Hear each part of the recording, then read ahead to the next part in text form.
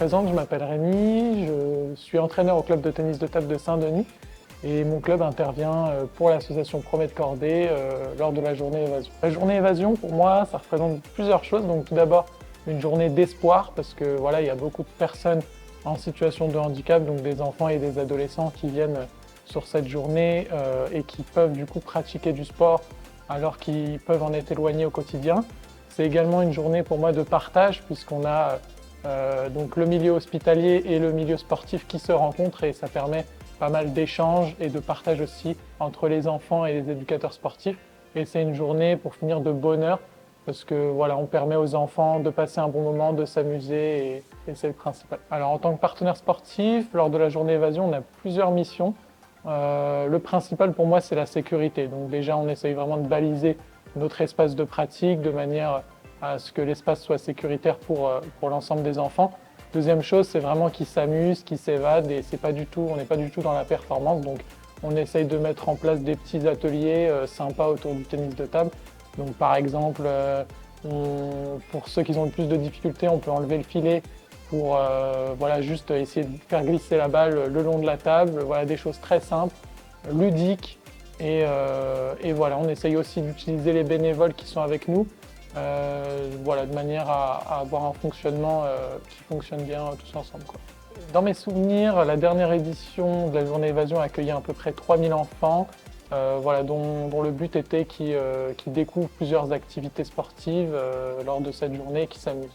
Alors au niveau de l'adaptation, donc pour les enfants qui viennent sur cette journée, on essaye tout d'abord de préparer des activités et des ateliers qui sont vraiment simples, de manière à les mettre en situation de réussite. On essaye de créer du lien entre les différentes pathologies.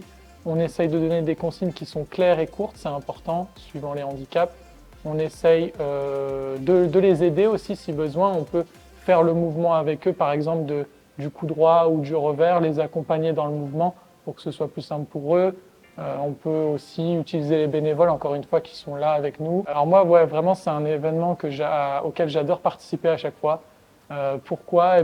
Parce que tout simplement, quand on met en place les activités et qu'on voit les sourires des enfants, on est largement récompensé par ce qu'on fait. Voilà, quand on les met en commun, ça donne quelque chose de joli en fait. Quand on voit les différents enfants avec leurs différentes pathologies pratiquer ensemble et sourire, c'est valorisant pour nous. Pour être honnête, après une journée comme celle-là, on est forcément fatigué physiquement et mentalement, mais on est largement récompensé par effectivement les sourires des enfants. C'est encore une fois une journée qui est super valorisante aussi sur le plan des échanges qu'on peut avoir avec les enfants lors de la journée.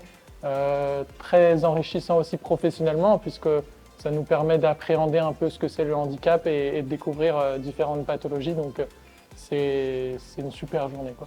Moi, c'est vrai que mon plus beau souvenir, je dirais que c'est vraiment les enfants sourds et malentendants, voilà, avec lesquels il a fallu vraiment trouver des adaptations un peu différentes des autres enfants et essayer de communiquer avec eux. Donc parfois, c'était assez rigolo parce qu'on devait communiquer en faisant des gestes voilà, pour essayer de communiquer avec eux et finalement, on arrivait quand même à franchir cette barrière qu'il y avait entre eux et nous et on arrivait à communiquer et à les faire participer. Donc j'ai trouvé ça super valorisant en tout cas.